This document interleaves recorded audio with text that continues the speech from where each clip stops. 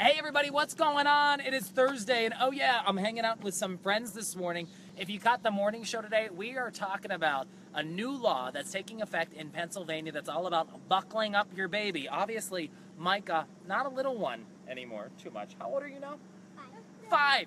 So we're talking about a new law that's really going to affect kids a little bit younger than him, 2 and under. It all ties into this new car seat law. So come on over here. We want to tell you we're hanging out this morning with the gang from Horgan, Kluger, and Quinn.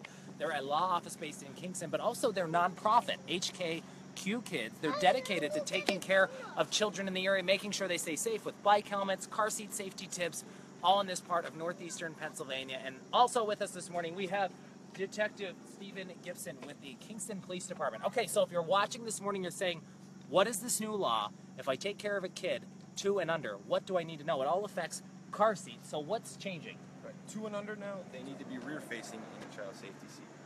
Prior to that, it was 1 year and under. Now it's 2 and under.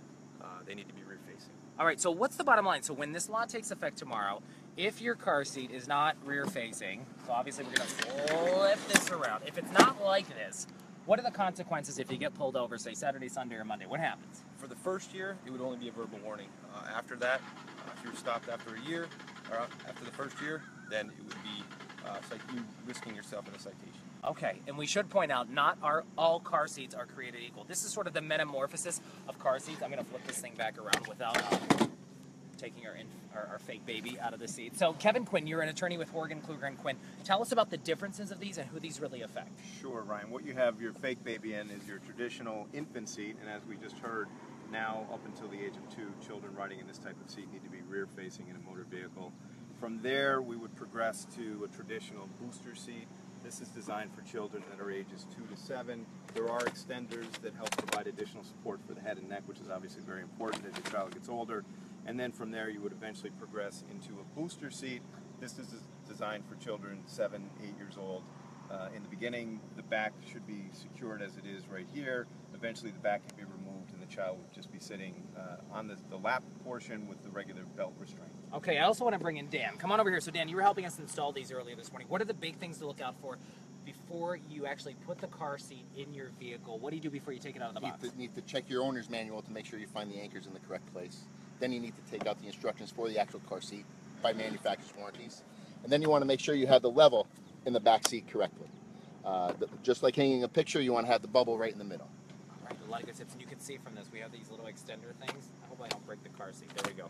I'm amazed, by the way, how expensive car seats are. So I really give it up to parents because you have to go through all of these car seats. And some of them might range like this one, $220 plus bucks. But you really can't put a price on safety when it comes to protecting your kids. Hey, with us is Sue Greenfield as well, who oversees HKQ Kids, dedicated to making sure children stay safe in our area. Tell us first off, when it comes to shopping for a car seat, there's a lot of interesting stats out there. So many people have family members who say, hey, you're having a baby, let me give you your car seat. I got a car seat in the garage. You say not a good idea. Why?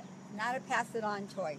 It's vital that you make sure that you've done the research, you've made sure these car seats are safe. Check the trash testing. You'll see that there's some hold up, some don't. Recalls, numerous ones on these different car seats. Check all that before you buy.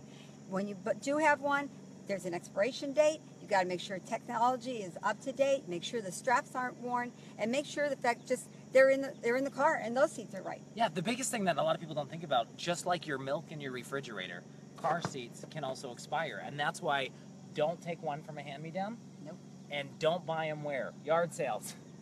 I've seen them at yard sales. Everybody thinks, and a lot of people donate them. They think it's great. I know a friend down the street. They're having a new baby. I'm going to give to them.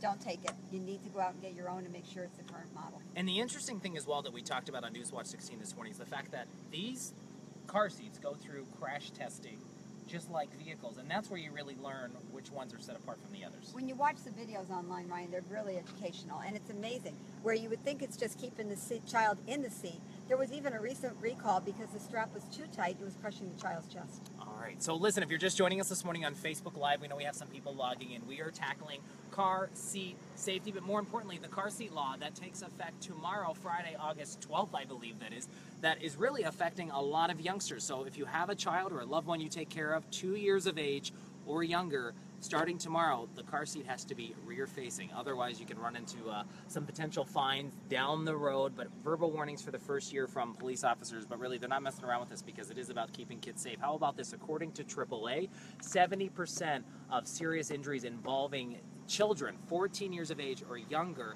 are affected because of, you know, improper use of seatbelts or car seats in a car. So this is all about making sure that youngsters, especially not only in our area, but across the Commonwealth, stay safe. So we had a blast. We always learn a lot from you guys. The gang from HKQ and Horgan, Kluger and Quinn, Kingston PD. We had a blast, and no babies were harmed in the making of this segment. I'm going to post a link as well, because one final note I want to leave you with: when it comes to fitting these car seats, there is a right and wrong way, just like when it comes to buying the right car seat for your child. And the cool thing, across northeastern and central Pennsylvania, there are places that will check these things to make sure they're installed for free for you. A lot of locations. I'm going to post a link so you can find all the locations, one near you, to make sure that your little one's going to stay safe while you're cruising. Have a great Thursday.